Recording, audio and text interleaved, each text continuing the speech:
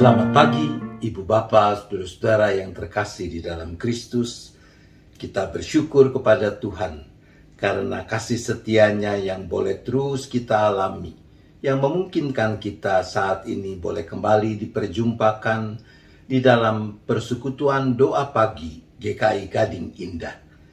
Mari kita awali dengan bersama memuji nama Tuhan dari Kidung Jemaat nomor 358.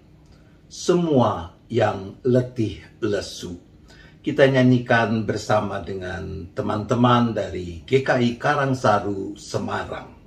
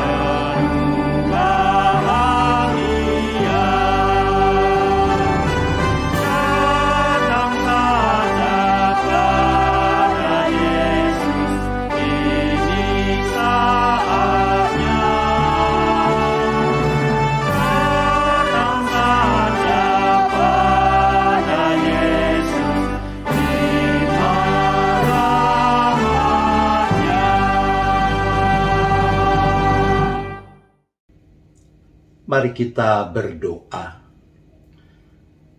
Bapa di sorga, kami sungguh bersyukur karena kami boleh terus mengalami bagaimana kasih setiamu memeliharakan kami dari hari ke hari dan memungkinkan kami saat ini boleh kembali diperjumpakan di dalam persekutuan doa pagi.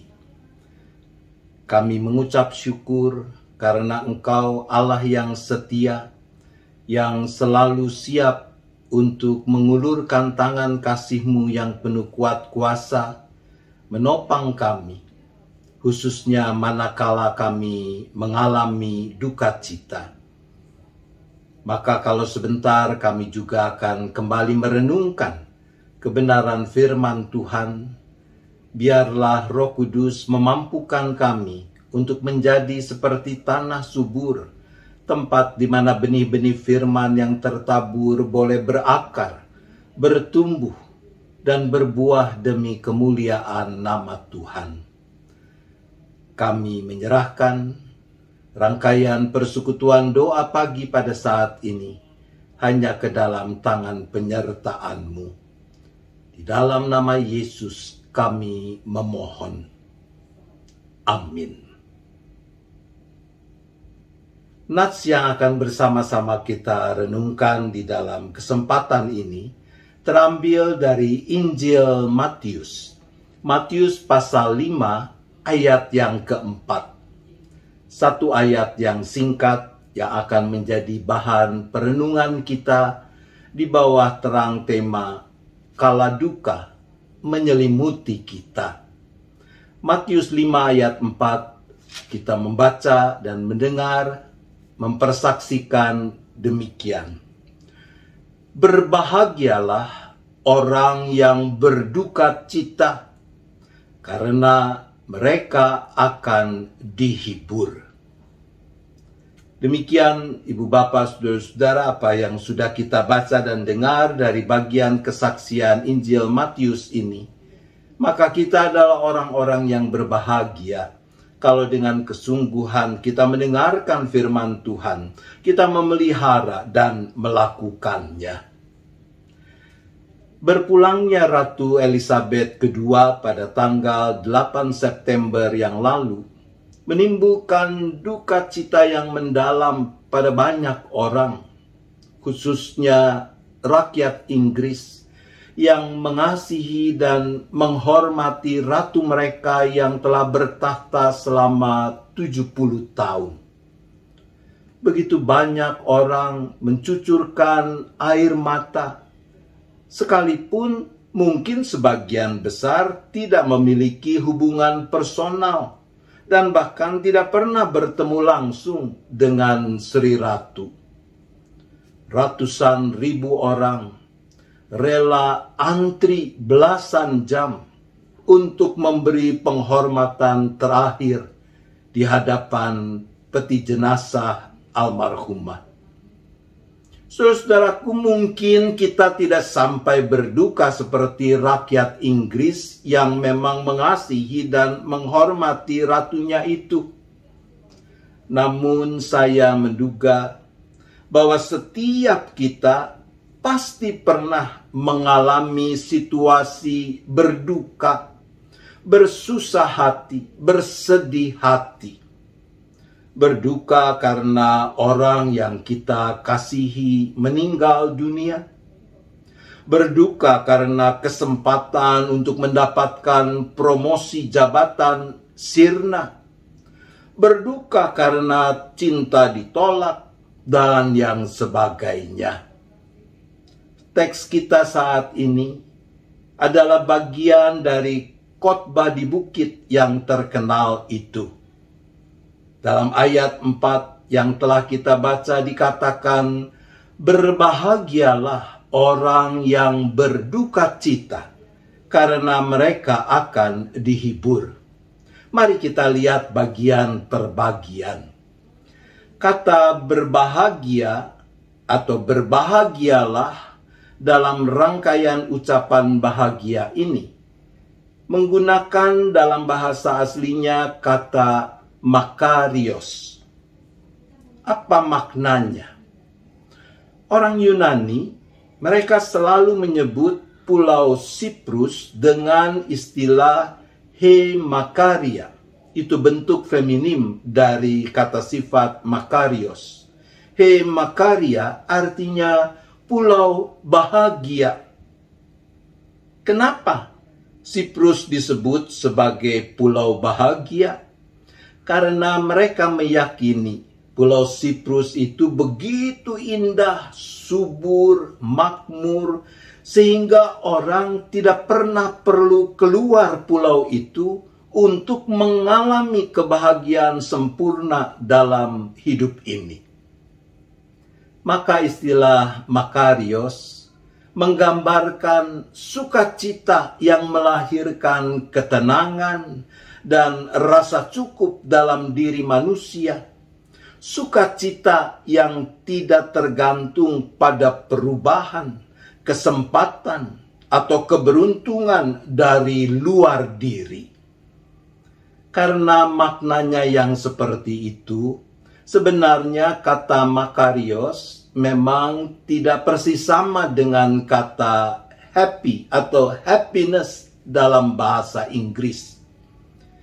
Kata happy, akar katanya adalah kata hap, yang artinya peluang, keberuntungan.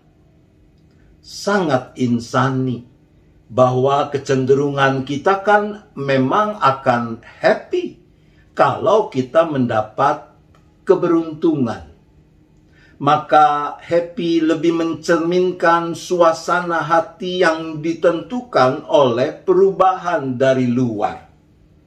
Nah, tidak demikian halnya dengan makarios. Sementara kata yang diterjemahkan dengan berduka cita adalah kata penteo. Dalam kosakata bahasa Yunani, kata ini adalah kata yang paling kuat untuk menggambarkan suasana hati yang dipenuhi kedukaan, kesedihan, kesusahan.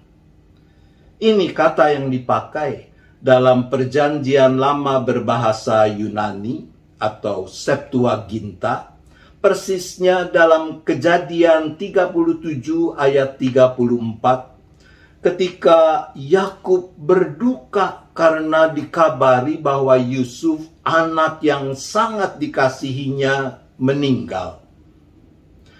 Inilah duka cita yang bukan cuma membuat air mata bercucuran, tapi juga yang menjadikan hati syarat dengan kesedihan dan kepedihan. Berbahagialah orang yang berduka cita seperti orang yang kehilangan orang yang sangat dikasihinya.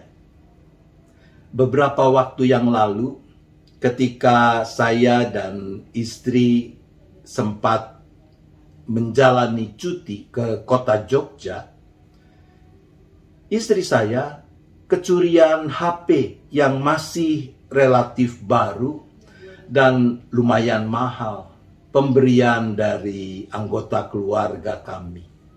Tentu saja dia kesal. Dia sedih juga sih, terutama karena kehilangan data-data, foto-foto kegiatan bersama para pendeta dari Gereja Kristen Sumba dan dosen-dosen dari Fakultas Teologi Duta Wacana. Kegiatan yang kami ikuti dalam kesempatan itu. Tapi ya dia tidak sampai mencucurkan air mata, tidak sampai menangis. Sangat berbeda dengan suasana ketika mama terkasih meninggal dunia. Dia begitu berduka. Untuk hal itu, sampai sekarang pun kadang ia masih menangis. Itulah penteo.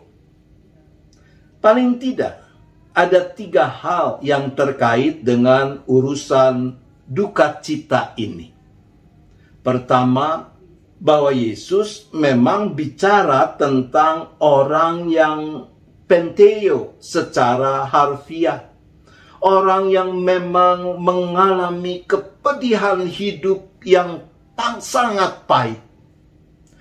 Ada pepatah dari Timur Tengah yang berbunyi, kalau cuma ada matahari, maka yang ada juga cuma padang gurun yang kering.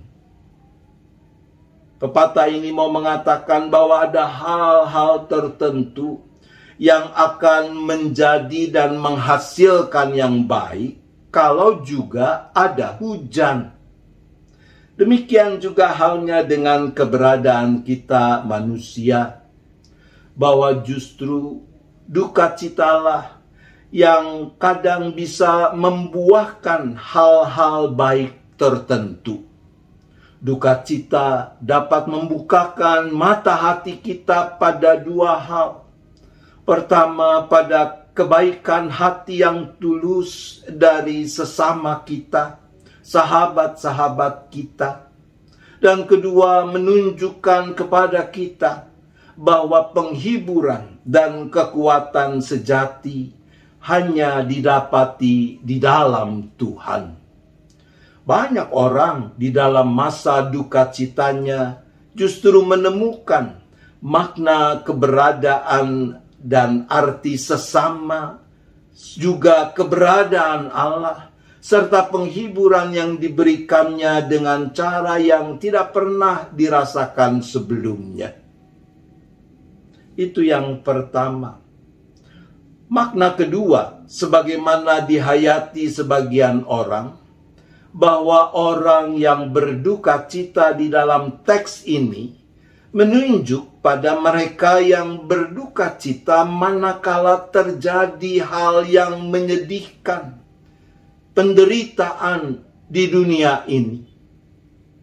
Dunia akan makin terpuruk sekiranya tidak ada orang-orang yang tersentuh hatinya, yang berduka cita oleh kepahitan, penderitaan yang dialami orang lain. Tentu bisa terjadi dan ada saja orang yang melakukan kebaikan kepada orang lain seolah-olah terdorong oleh belas kasihan dan kepedulian, tapi sebenarnya tidak demikian. Bisa saja di balik yang kelihatannya adalah kepedulian terhadap penderitaan sesama, yang sebenarnya ada adalah niat untuk mencari popularitas, untuk mendapatkan dukungan, untuk menanam budi, dan yang sebagainya. Saudara-saudaraku, kebaikan, kepedulian yang lahir dari duka cita yang mendalam karena bersedih melihat ketidakadilan, kemiskinan, penindasan, kesewenang-wenangan, dan yang sejenisnya adalah keberdukacitaan yang terberkati. Maka berbahagialah orang yang berduka cita seperti itu, karena sukacita yang bersumber dari Allah akan menguatkannya untuk berbuat sesuatu guna mengikis apa yang mendatangkan duka cita itu. Kita tidak meragukan bahwa kedua makna duka cita seperti telah dibicarakan tadi termuat dalam pengertian ayat ini. Namun sepertinya yang paling utama adalah ini: berbahagialah orang yang berduka cita, yang sungguh-sungguh bersedih dalam penyesalan akan keberdosaan dan ketidaklayakannya.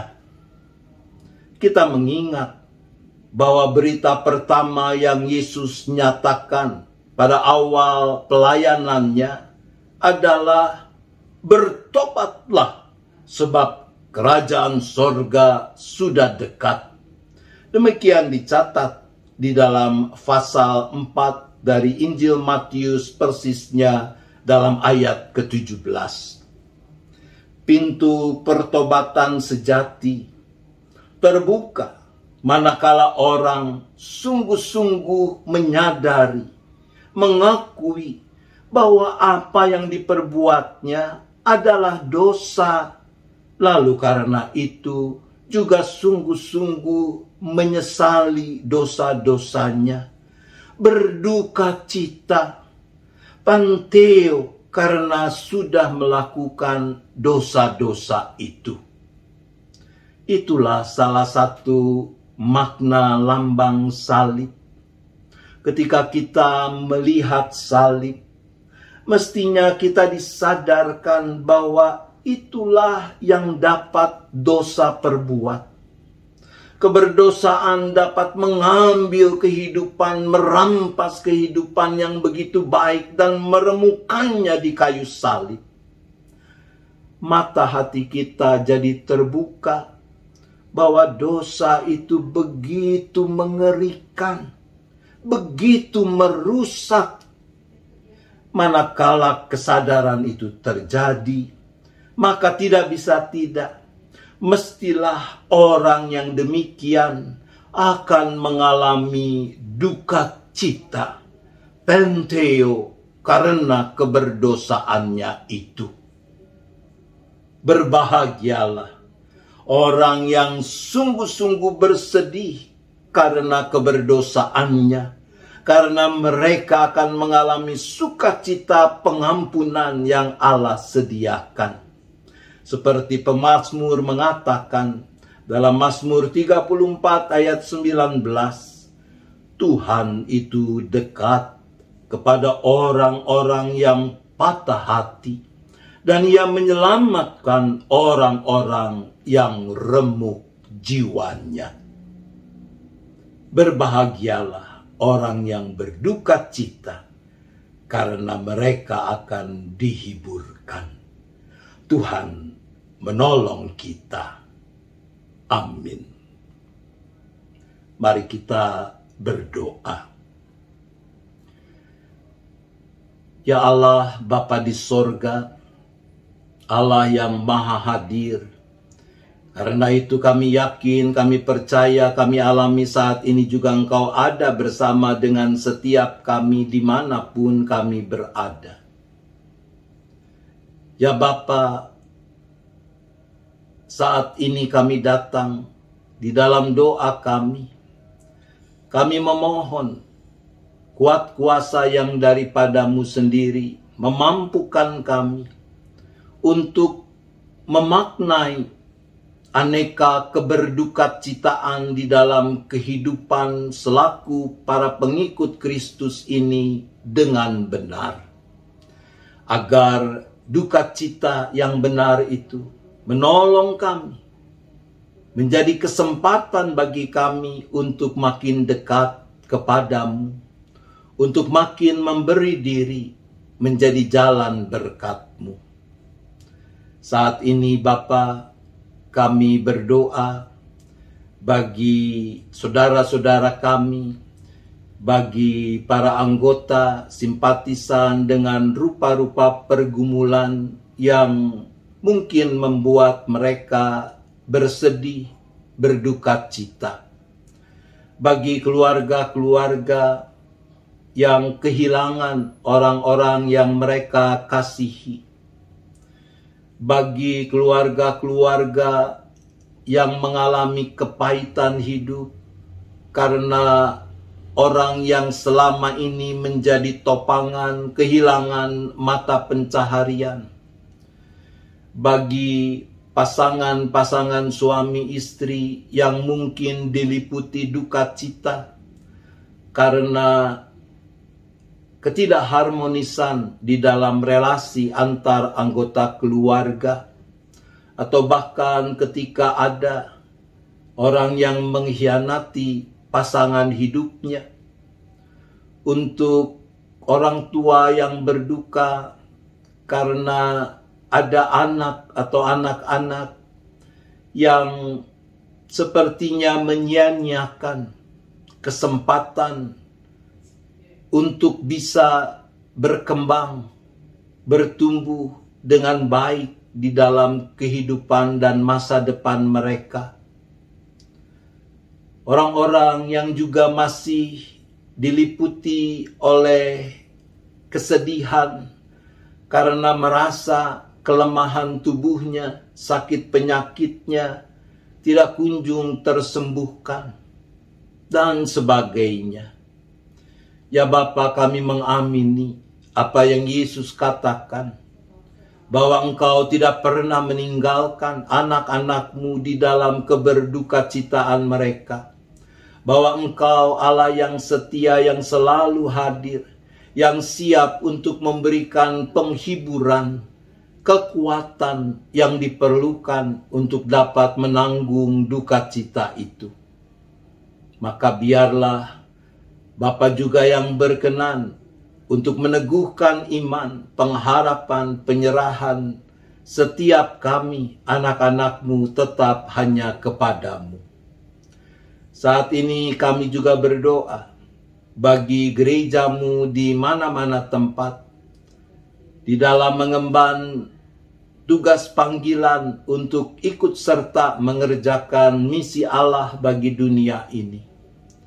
Ya Bapa, mampukan gereja-Mu, termasuk jemaat GKI Gading Indah, untuk makin bersungguh di dalam menghadirkan diri sesuai dengan hakikat yang adalah garam dunia dan terang dunia, sehingga kehadiran gereja sungguh-sungguh membawa dampak yang positif di dalam menyikapi perubahan-perubahan yang terjadi dalam kehidupan ini.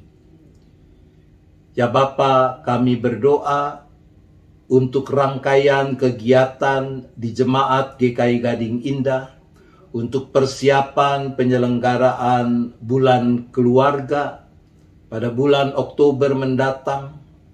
Tuhan, Engkau yang lengkapi, sempurnakan pekerjaan panitia yang mempersiapkan berbagai kegiatan itu, agar lewat apa yang dipersiapkan itu pada saatnya nanti, jemaat Tuhan, para simpatisan juga boleh mengalami pertumbuhan di dalam pengenalan akan Kristus dan kesungguhan untuk makin mempraktikkan hidup sebagaimana mestinya para pengikut Kristus. Ya Bapa, kami berdoa untuk bangsa dan negara kami. Kami berdoa khususnya bagi upaya-upaya untuk mengikis kemiskinan, kebodohan, mengikis penindasan, ketidakadilan, dan yang sejenisnya. Biarlah para pemimpin di negeri kami, tapi juga kami semua, boleh merasakan duka cita manakala terjadi hal-hal yang buruk yang menimpa sebagian dari anggota masyarakat dan bangsa ini. Dan itu mendorong kami untuk melakukan perbaikan, melakukan sesuatu untuk menyatakan kehadiran Allah dalam kehidupan mereka. Bapa di sorga, kami juga berdoa untuk orang-orang yang mengalami rupa-rupa kesesakan akibat bencana-bencana yang menimpa mereka, yang terjadi di berbagai belahan dunia ini. Baik itu karena bencana-bencana alam, tapi juga bencana-bencana akibat ulah manusia, kejahatan, keserakahan manusia yang menindas, yang tidak menghargai kehidupan orang lain. Kami percaya bahwa Engkau tidak tinggal diam. Engkau juga yang berkarya lewat kesungguhan para pemimpin bangsa-bangsa untuk menegakkan keadilan dan kebenaran. Terima kasih ya Bapa. Kami bersyafaat hanya di dalam nama Tuhan Yesus Kristus. Amin. Mari kita kembali menyanyikan pujian untuk mengakhiri persekutuan doa pagi pada saat ini. Kita menyanyikan lagu Jalan Hidup Tak Selalu, NKB nomor 170. Kita nyanyikan bersama anak-anak terkasih dari Sound of Gading Indah.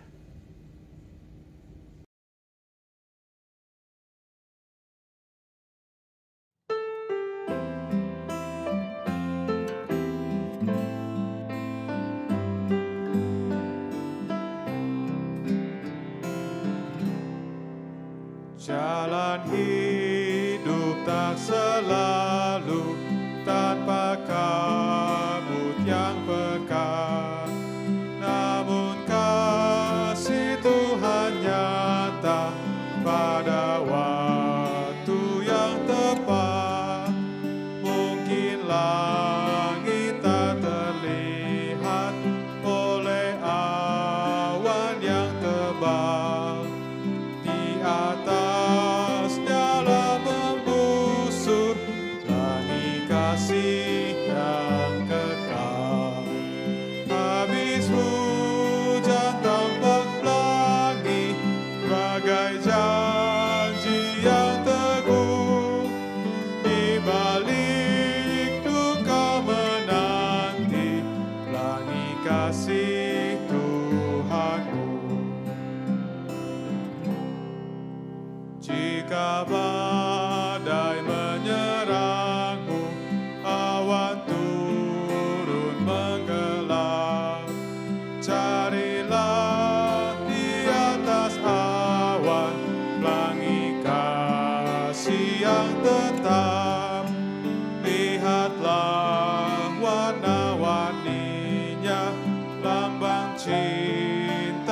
yang besar. Tuhan sudah beri janjinya, jangan lagi kau gentar. Habis hujan tampak pelangi, bagai janji yang teguh. Di balik duka menanti, pelangi kasih Tuhanmu. Jauhkan takut putus asa, walau jalanmu gelap. Berteguh kepercayaan dan langkahmu bertegap. Tuhan itu ada kasih, itulah penghiburmu. Di atas duka bercahaya, pelangi kasih Tuhanmu. Habis hujan tampak pelangi, bagai janji yang teguh. Di balik duka menanti, pelangi kasih Tuhanmu. Mari kita kembali berdoa. Ya Bapa, kami akan akhiri persekutuan doa pagi saat ini. Kami akan melanjutkan aktivitas kami masing-masing. Kami memohonkan berkat-Mu bagi setiap kami seisi keluarga masing-masing. Berkat-Mu dalam bentuk kekuatan, kesehatan tubuh yang cukup, kemampuan melakukan apa yang menjadi tugas tanggung jawab masing-masing, kecukupan di dalam penghidupan kami, dan yang terutama biarlah di dalam keluarga kami, kehadiran Tuhan selalu disambut dengan sukacita. Kehendak Tuhan senantiasa ditaati dengan setia. Terima kasih ya Bapa, ampuni dosa dan salah kami, agar tidak menghalangi kepenuhan anugerah-Mu. Arahkan hati saudara kepada Tuhan, sambutlah berkat-Nya. Kasih Allah Bapa, kasih karunia Tuhan Yesus Kristus, dan persekutuan Roh Kudus besertalah dengan saudara sekalian sampai selama-lamanya. Amin.